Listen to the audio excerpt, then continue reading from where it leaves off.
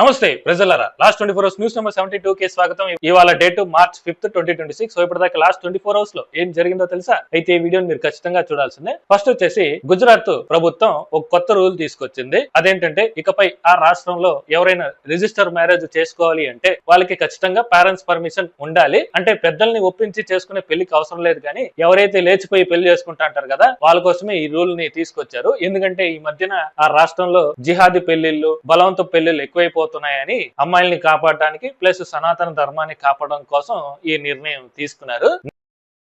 Next, జంజీ యువత వల్ల రాజకీయాలు కాదు, ఆల్కహాల్ సేల్స్ కూడా మారుతున్నాయి. ఇప్పుడు వీళ్ళ వల్ల ప్రపంచవ్యాప్తంగా ఆల్కహాల్ కంపెనీలకు దాదాపు $839 బిలియన్ అంటే సుమారు 76 లక్షల కోట్ల వరకు నష్టం వచ్చిందని రిపోర్ట్ లో తేలింది. ఎందుకంటే ఈ జంజీ వాళ్ళు ముందు తరంతో పోలిస్తే మందు తాగడానికి అంత interest చూపించట్లేదంట.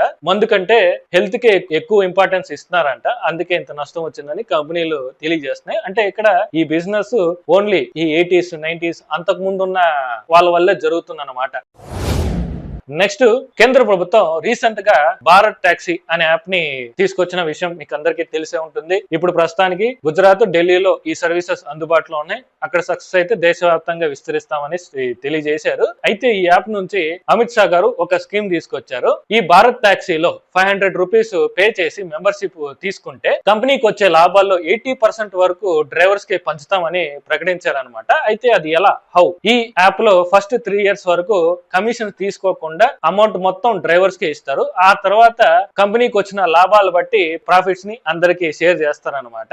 For example, Bharat టాక్సీకి 3 years లో 25 crores వరకు లాభం వచ్చింది అనుకోండి. అందులో 20% అంటే 5 crores అమౌంట్ ని పెట్టుబడి సాయం కోసం తీసుకొని మిగతా 80% అంటే 20 crores అమౌంట్ ని ఆ 3 years లో డ్రైవర్ ఎన్ని ట్రిపుల్ వేశాడు, ఎన్ని గంటలు పని చేశాడు అనే దాన్ని బట్టి అమౌంట్ ని అందరికి షేర్ చేస్తారనమాట. సో ఇక్కడ డ్రైవర్ కి డబుల్ అమౌంట్, ఒకటి ట్రిప్ కాస్ట్ వస్తుంది ప్లస్ ప్రాఫిట్ అమౌంట్ వస్తుంది. అయితే ఆ ప్రాఫిట్ అమౌంట్ రావాలంటే 3 years వరకు వెయిట్ చేయాల్సిందే. అయితే ఇది బానే ఉంది, కానీ ఈ కంపెనీకి లాభాలు వస్తాయి, ఓకే బానే ఉంది, మరి నష్టాలు వస్తే ఏంటి పరిస్థితి అనేది చెప్పలేదు. అదే విధంగా ఈ ప్రాఫిట్ షేరింగ్ అనేది ఫస్ట్ 3 years వరకే ఉంటుందా, తర్వాత కూడా పంచుతారా అనేది క్లారిటీ ఇవ్వలేదన్నమాట. సో ఏది ఏమైనా ఇప్పుడు ప్రస్తుతానికి ఢిల్లీ, గుజరాత్ లో మాత్రమే ఈ సర్వీసెస్ ఉన్నాయి కాబట్టి ఫ్యూచర్ లో దేశవ్యాప్తంగా విస్తరించినప్పుడు మరిన్ని డీటెయిల్స్ తెలియజేస్తారా లేదా అనేది చూడాలి. నెక్స్ట్, మిడిల్ ఈస్ట్ ప్రాంతం మొత్తం యుద్ధాలతో మండిపోతుంటే మన ఇండియా మాత్రం అదేమీ లేకుండా చాలా ప్రశాంతంగా కెనడాతో డీల్ చేసుకుంది. మన పిఎం మోదీకి అలాగే కెనడా పిఎం మార్క్ రూబేకి మధ్య చర్చలు జరిగిన తర్వాత కాంప్రహెన్సివ్ ఎకనామిక్ పార్ట్నర్షిప్ అగ్రిమెంట్ ని 2026 కల్లా కంప్లీట్ చేసుకోవాలి. దాని ద్వారా 2030 నాటికి $50 బిలియన్ బిజినెస్ పెంచాలని టార్గెట్ పెట్టుకున్నారు. అలాగే న్యూక్లియర్ అవసరం కోసం ఇండియా కెనడాతో 24,000 కోట్ల విలువ చేసే యురేనియం డీల్ చేసుకుంది.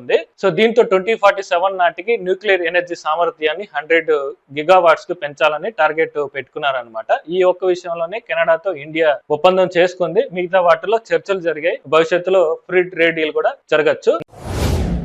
Next, Andhra Pradesh deputy CM Pawan Kalyan గారు హనుమాన్ అనే కొత్త ప్రాజెక్ట్ ని స్టార్ట్ చేశారు. ఈ హనుమాన్ అంటే healing and nurturing units for monitoring, aid and nursing of wildlife. దీన్ని ఎందుకు తీసుకొచ్చారంటే వన్య జంతువుల్ని, రైతు పంటల్ని, పశు సంపదను రక్షించడానికి కోసం ఈ హనుమాన్ ని ప్రారంభించారనమాట. సో దీనికోసం మంగళగిరిలో 100 స్పెషల్ ర్యాపిడ్ వెహికల్స్ ని ప్రారంభించారు. అందులో 93 rescue vehicles, 7 wild life ambulance vehicles ఉంటాయన్నమాట. అలాగే విశాఖపట్నం, రాజమండ్రి, తిరుపతిలో wild life special treatment centres ని ఏర్పాటు చేస్తారు. దాంతో పాటు ఏఐ సహాయంతో జంతు కదలికలను తెలుసుకొని ముందుగానే గ్రామాలకి హెచ్చరిస్తారనమాట. ఆ విధంగా ఈ హనుమాన్ ప్రాజెక్ట్ ని తీసుకొచ్చారు. మరి ఇది ఎలా పనిచేస్తుంది అనేది చూడాలి.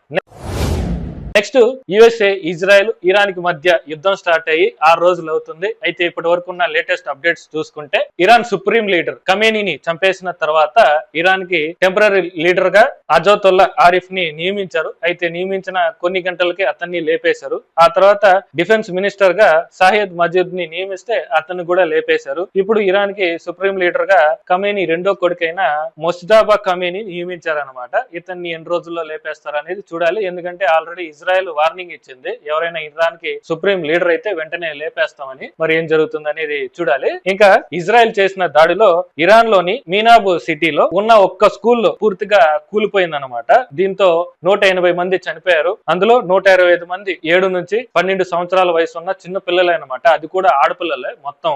వాళ్ళు స్కూల్లో ఉన్నప్పుడు వీడియో ఇది. తర్వాత కూలిపోయి చనిపోయారు అనమాట. ఇప్పుడు వాళ్ళందరినీ ఒకే చోట పూడ్చిపెట్టారు. ఇంకా ఇరాన్ కి చెందిన IRIS డేనా అనే షిప్ ని శ్రీలంక తీరంలో ఉండగా అమెరికా పేల్చేసింది. దీంతో 100 మంది దాకా చనిపోయారు. అయితే ఈ షిప్ ఫిబ్రవరి 18న విశాఖపట్నంలో జరిగిన ఈ నేవీ ఈవెంట్ లో పాల్గొని తిరిగి వెళ్తుందన్నమాట. ఆ టైంలోనే అమెరికా టార్గెట్ చేసి పేల్చేసింది. ఇంకా ఖతార్ లోని US స్పేస్ ఫోర్స్ కి చెందిన ballistic missile early warning radar system ని ఇరాన్ డ్రోన్స్ తో నాశనం చేసేసింది. దీనివల్ల గల్ఫ్ దేశాల్లో మిసైల్స్ అటాక్స్ ను గుర్తించే వ్యవస్థ పోయిందన్నమాట. ఇంకా ఇరాన్ నాటో సభ్య దేశాలైన టర్కీ, UK మీద అటాక్ చేసింది. సో ఇప్పుడు నాటోను కూడా గెలిగేసింది. మరి ఏం జరుగుతుంది అనేది చూడాలి. సో ఇంకా అమెరికా, ఇజ్రాయెల్ ఇరాన్ మీద స్ట్రాంగ్ గా అటాక్ చేస్తున్నప్పటికీ ఇరాన్ కూడా అదే విధంగా స్ట్రాంగ్ గా అటాక్ చేస్తుంది. దానికి కారణం ఏంటంటే షాహెద్ 136 డ్రోన్స్. ఈ డ్రోన్స్ ని ఎలా తయారు చేశారో తెలిస్తే షాక్ అవుతారు. యాక్చువల్ గా ఈ డ్రోన్స్ అమెరికా టెక్నాలజీతోనే తయారు చేయబడింది అనమాట. అది ఎలా అంటే ఇప్పుడు రష్యాకి యుక్రెయిన్ కి యుద్ధం జరుగుతుంది కదా, యుక్రెయిన్ కి సహాయంగా అమెరికా ఈ 136 డ్రోన్స్ ని సహాయంగా పంపిస్తుంది. సో రష్యా ఏం చేస్తుందంటే వాళ్ళ మీద అటాక్ చేసినప్పుడు ఆ డ్రోన్స్ ని తీసుకొని ఇరాన్ కి పంపిస్తున్నారు అనమాట. ఇరాన్ వాళ్ళు ఏం చేస్తున్నారంటే అందులో ఏ టెక్నాలజీ ఉందో తెలుసుకొని మళ్ళీ అదే టెక్నాలజీని తయారు చేసి ప్లాస్టిక్, క్రాపర్ ఫైబర్ తో ఈ డ్రోన్స్ ని రీక్రియేట్ చేస్తున్నారు అనమాట. సో అది ప్లాస్టిక్స్ తో తయారు చేయడం వల్ల US రాడార్ కి చిక్కట్లేదు. సో దాని వల్ల US ఎదుర్కోలేకపోతుంది. ఇప్పుడు ఈ డ్రోన్స్ ని అటాక్ చేయడం కోసం US 33 కోట్ల విలువైన మిసైల్స్ ని వాడుతుంది. సో అయితే ఇప్పటి వరకు అమెరికా ఈ యుద్ధం కోసం ఎంతవరకు ఖర్చు చేసింది అనేది చూసుకుంటే